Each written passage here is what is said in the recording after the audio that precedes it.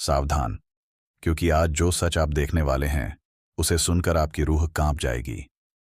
एक खूनी साजिश, एक बेगुनाह का कत्ल और रिश्तों के पीछे छिपा वो भयानक चेहरा जिसे देखकर खुद शैतान भी शर्मा जाए। क्या मिस्टर नेहर एक शातिर कातिल हैं, या फिर शीतल की मौत के पीछे कोई ऐसा राज है जिसे दफन करने के लिए पूरी हवेली को श्मशान बना दिया गया? आज गैर न्यूज की इस खास रिपोर्ट में हम पर्दा उठाएंगे उस खौफनाक मंजर से जहां खून भी अपना रंग बदल लेता है। Mister Nehar, you are under arrest. जी हां, इस बार खेल छोटा नहीं है। इस बार इल्जाम अटेम्प्ट टू मर्डर का नहीं बल्कि सीधे मर्डर का है। शीतल, जो अस्पताल के बिस्तर पर अपनी आखिरी सांसें गिन रही थीं, उसे हमेशा के लिए खामोश कर दिया गया। लेकिन सवाल यह है कि कातिल कौन है? क्या वो नेहर है जो आधी रात को अस्पताल के उस अंधेरे कमरे में मौजूद था, या फिर कोई और जो साए की तरह पुलिस की नजरों से बचकर निकल गया?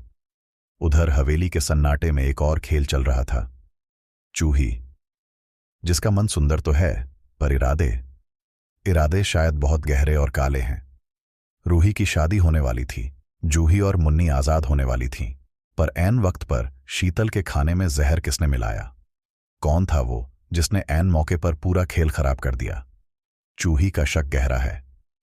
क्या ये नेहर और रूही की मिलीभगत है? क्या वो चाहती है कि ये दोनों उम्र कैद की सलाखों के पीछे सड्ढें और पूरी जायदाद उसकी हो जाए? लेकिन तभी एक अनजान पार्सल दरवाजे पर आता है। पार्सल जिस पर न नाम है न पता। जब चूही उसे खोलती है तो उसके पैरों तले जमीन खिसक जाती है। एक तस्वीर, उसकी अपनी तस्वीर, पर वो सादी तो उसके पास है ही नहीं।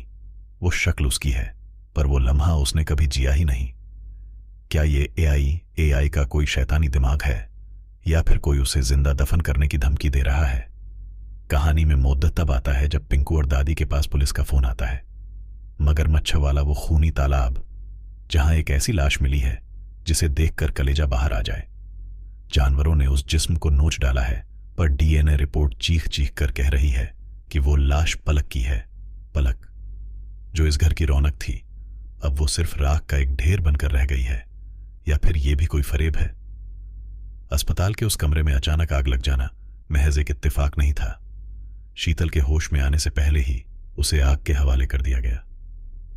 क्या यह अस्पताल की लापरवाही थी, जैसा कि नेहर की मां दावा कर रही है, या फिर यह नेहर का आखिरी वार था?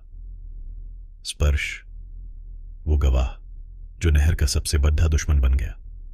नेहर चिल्लाता रहा कि स्पर्श ने उसे फोन करके बुलाया था, पर स्पर्श ने साफ मुकरते हुए कह दिया, मैंने कोई कॉल नहीं किया। आखिर कौन झूठ बोल रहा है? स्पर्श का वो दर्द कहां गायब हो गया जिसके बहाने उसने नेहर को मौत के जाल में बुलाया था?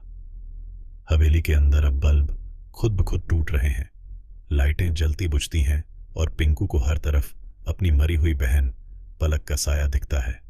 फोटो गायब हो जाती है, आहटें सुनाई देती हैं।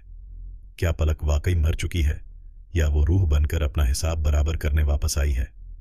चूही के कमरे में जब वो चीखती है, मैं तुम्हें मार डालूंगी, सामने आओ, तो क्या वो वाकई किसी चोर से डर रही है, या अपने ही किए हुए पापों का साया उसे डरा रहा है? इस खूनी खेल का अंत क्या होगा? क्या नेहर फांसी के फंदे तक पहुंचेगा, या फिर स्पर्श और चूही का असली चेहरा दुनिया के सामने आएगा? देखते रहिए गैर न्यूज, क्योंकि यहां सच बोलता नहीं बल्कि दहाड़ता है।